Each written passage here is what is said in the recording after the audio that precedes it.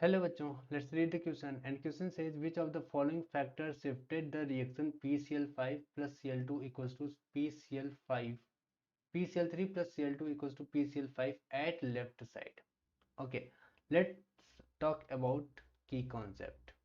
Key concept के बारे में बात करते हैं. Concept बता रहा है according to the Le-Chatelier principle. According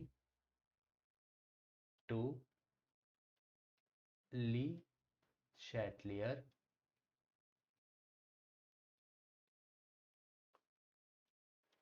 principal. Le Chatelier principles क्या बताते हैं? ली शैटलर प्रिंसिपल बताता है कि देखिए, सबसे पहली बात ए वाली की बात करते हैं. Adding PCl5. अगर हम PCl5 को ऐड करते हैं, एडिंग PCl5 PCl5 को अगर हम ऐड करते हैं, सो बेसिकली क्या होगा? हमारे पास जो रिएक्शन है, रिएक्शन कुछ ऐसे चल रही है, PCl3 plus Cl2 equals to PCl5.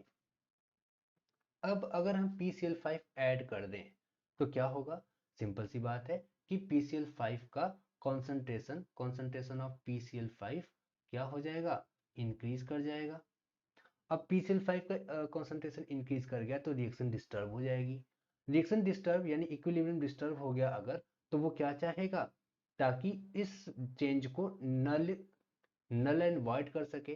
तो सिंपल सी बात है, इसके लिए रिएक्टेंट के कॉन्सेंट्रेशन को इंक्रीज करना पड़ेगा और प्रोडक्ट के कॉन्सेंट्रेशन को घटाना पड़ेगा. तो ऐसे केस में रिएक्शन किस तरफ शिफ्ट हो जाएगी? बैकवर्ड डायरेक्शन में शिफ्ट हो जाएगी. किस में शिफ्ट हो जाएगी? बैकवर्ड डायरेक्शन में शिफ्ट हो जाएगी. और हमें चाहिए क्या? हमसे बोला है लेफ्ट साइड. लेफ्ट साइड मतलब बैकवर्ड डायरेक्शन में ही शिफ्टिंग हमसे पूछा है. तो यहाँ पर ए वाला ऑप्शन तो बिल्कुल बिल्कुल करेक्ट है. हम यहाँ पहले टिक कर लेते हैं, ए बिल्कुल करेक्ट है. फिर बी की बात करते हैं.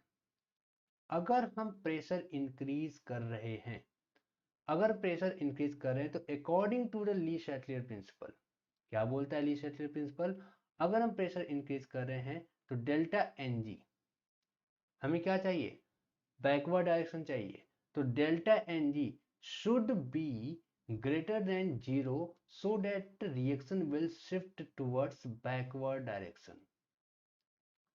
बैकवर्ड डायरेक्शन की तरफ शिफ्ट हो सके, हमसे ये ली शैटलियर प्रिंसिपल कह रहा है. ओके, तो हम चेक कर लेते हैं क्या डेल्टा एन जी की वैल्यू लेस देन 0 है. तो डेल्टा एन जी क्या होता है? डेल्टा एन जी होता है number of moles of gases product minus number of moles of gases reactant.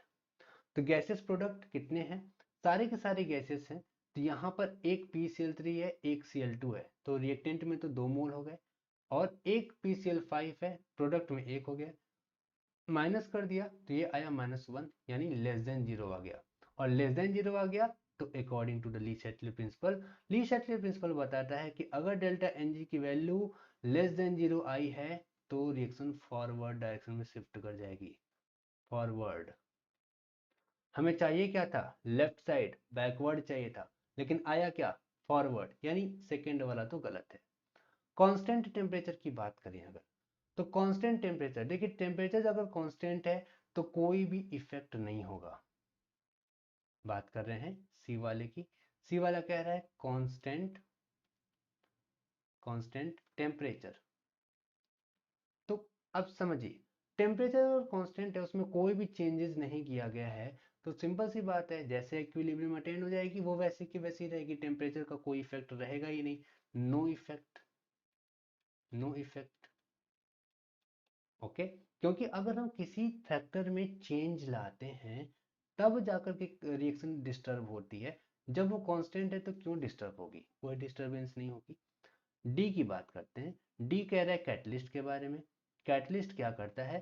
Catalyst ज़्यादा से ज़्यादा कर सकता है, या तो रेट को बढ़ा सकता है, या तो रेट को बढ़ा सकता है, या रेट को क्या कर सकता है? डिक्रीज कर सकता है, घटा सकता है. अब दोनों ही मामले में रेट अगर बढ़ेगा तो दोनों ही का ही बढ़ेगा, यानी फॉरवर्ड और फॉरवर्ड और बैकवर्ड. दोनों का बढ़ेगा। ऐसे केस में सिंपल सी बात है कि केसी इक्वल्स टू क्या होता है, rate of forward reaction upon rate of backward reaction. दोनों सेम रेट से बढ़ रहे हैं, इसलिए इससे ज्यादा ज्यादा क्या होगा, कैटलिस्ट ऐड करने से इक्विलिब्रियम जल्दी अटेन हो जाएगा, कोई इफेक्ट नहीं आएगा, no effect,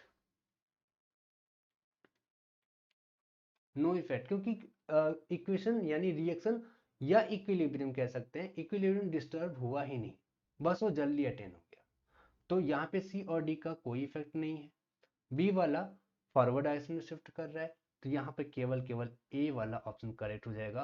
hope you understand it well, best of luck.